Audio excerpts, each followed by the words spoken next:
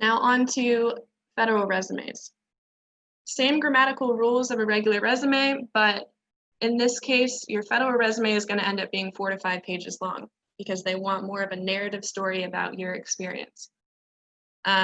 Same margins as a regular resume, lots of more sections, and a lot more tangible evidence of your experience. All of the sections of a federal resume are listed below. Some of them you only include if it's applicable, and it's not a direct translation. You don't need to use these words specifically, but you should present it in this order and kind of hit all of these points on your federal resume. So security clearance or eligibility. You don't have to have a security clearance, or if you don't have one, you can just make a statement about your eligibility, or if you've had background checks in the past. Next up, you're going to have a summary statement, very similar to a regular resume. Then you're going to list your professional skills. This is going to be kind of a bulleted list of your soft skills, again, looking at the job application. Professional work experience under that, other work experience, if it didn't get all covered in that category, education, certifications and achievements, training, volunteering and community service, if it's applicable, and then military experience, if that's applicable. The main points for a federal resume. Again, you should have a master template and be updating it for each job application. So you can have a master template that's 15 pages long because you save the verbiage from each of your job applications and you might be able to reuse some of them, but always cater it to the specific job application. Your summary statement section, and we'll look at an example, so this will make more sense, but your summary statement section should be 2 to 3 sentences showcasing your strongest skills. Balance between those hard and soft skills, and balance between the skills that you gained through experience or education. So keep a running list of all the skills that you're mentioning throughout your resume and make sure that you come out as a really well-rounded, desirable individual. The professional and work experience sections should be 2 or 3 sentences summarizing your duties. You're going to have almost a summary, 2 to 3 lines on each one of your work experiences. Under that, you have bullet points related to the summary of those duties using the verb, activity, plus results format. And the bullet points and summary tell a story together that demonstrate your skills, how you solved a problem, or displayed quick thinking. It's almost, it's a narrative story. And the education section, unlike a regular resume, should be listed in order of importance or relevance to the job application, not necessarily in chronological order.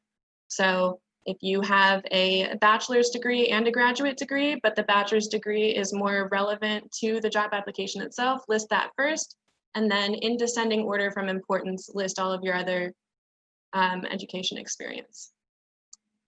All right. One of the greatest things you can do on a federal resume is make sure you are talking about the core competencies. Core competencies come from the FBI.gov website and how they want you to submit your resume, but this is applicable to any DoD job, any government job that you would be applying for. So these core competencies are traits that they look for in a candidate, and you have to display all of those. So when you're writing your summaries and your bullets, try to portray these skills in addition to the skills they want from the job application. So display your analytical thinking, your interpersonal ability, or your ability to interact with people successfully. Initiative, your ability to do the work that someone hasn't asked you to do, or do the implied task. Organizing and planning, flexibility and adaptability, and your overall communication. So that's going to be verbal and written. And if you need more resources on how to put together a federal resume, federalresumeguide.com is really good and free. And then the FBI website also has free resources and a free template builder for you to build a federal resume as well. Let's go ahead and take a look at an example. All right, so you can tell by looking at it, this already looks really different from your standard corporate resume. This one is only 3 pages, but you can see that these sections should be 2 to 3 lines long each, so you can see how it could get up to 4 to 5 pages long. Same rules for the header, really. First and last name, city and state, email, phone number, and your LinkedIn URL. Federal resumes also need a header in the top right. That's your first name and last name on every page. On this resume, I put security clearance up at the top. That's always going to be the first thing. List it if you have one, state your eligibility if you don't.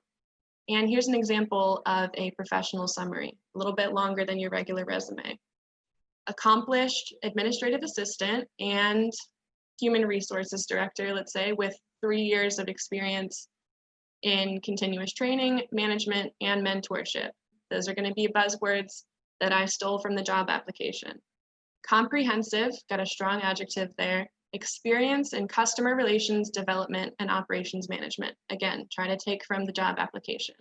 Seeking employment, these next 2 lines are going to describe what you're looking for and basically let them know that you're motivated. Seeking employment in a challenging environment to apply current skills, as well as further build knowledge base and experience. So let them know that you want to learn and grow as well. This next section is your kind of professional qualifications. On this one, it's listed as key qualifications, same thing. You're just going to have a bulleted 2 to 3 column list of your soft skills, experience-based, what you personally as an individual bring to the table. And you're going to try to leach some of the verbiage that they use in the job application to do that. So liaison and networking, conflict resolution. In that case, you're displaying your interpersonal ability, which is one of those core competencies. And then if you need to, if you'd like to, add a few extra that you think that you bring to the table that nobody else does. This is where we get into the part that's going to be a lot longer than a regular resume, your experience. Same rules go really as a regular resume for this top bit: name of company, position title, year to present in descending order, and the city and state that you had that job in. Under that, you're going to have a small summary sentence, approximately 2 lines, 2 to 3 sentences. You're going to use the verb plus activity format. For example, conducted extensive customer relations, provided company with customer satisfaction reporting, and administered surveys. After that, you're going to take what you summarized in the summary sentence and put it into the bullets below. Describe each bullet in detail, and this is when you're going to go back into the verb plus activity plus results format, trying to use metrics and data if possible.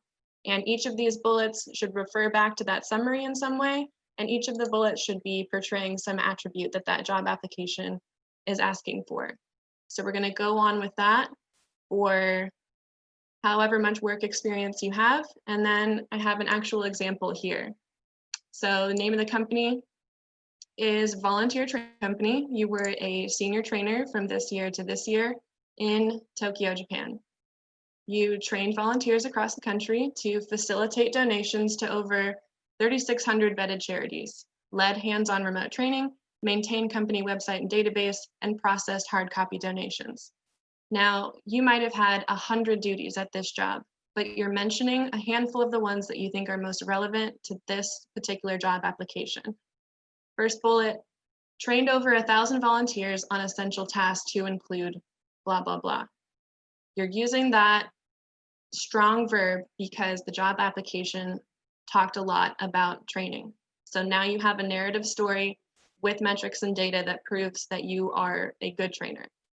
Traveled to multiple company locations to train volunteers and conducted daily remote training to members of satellite offices, resulting in hard numbers, metrics, and data, right? And you use that word traveled and told a story about that because the job calls for a lot of traveling, okay? After you've gone through all of your relevant work experience, you're gonna go into your education. And this is gonna be, like I said, listed in order of descending order of importance. After that, any special training or certifications, you're going to put the name of the course or the certification, the name of the company or certifying entity or school that you received that certification or training at, the year, and the city and state. And after that, any awards or extra experience that you have. So at the end of this, you would put your military experience if you have any, and this is the format for what it would look like for what you think is a relevant award or achievement that you had for the job application. So if it was Employee of the Year 2016 at your Walgreens pharmacy location, this is what it would look like. That happened in 2019 in Yuma, Arizona. So that is your standard federal resume. Don't worry if it's not 4 to 5 pages right now. 4 to 5 is what someone with maybe 5 to 10 years of experience in a particular field would look like. So it's okay to start out with a 3-page federal resume as long as you are being descriptive and using this format. Make sure you let us know if you'd like to see something like this in the future, or if you'd like us to deep dive a little bit more into any one of those things. Best person to contact for that is going to be Seth Miner, and he can field kind of your requests. Let him know if there's more content like this that you'd like to see, or request a particular content that you'd like to see. And of course, stay updated, follow our social media. We are at UAZ Yuma on Instagram and UA Yuma on Facebook. And we are constantly posting this kind of information there. And you can also request, further content from there as well.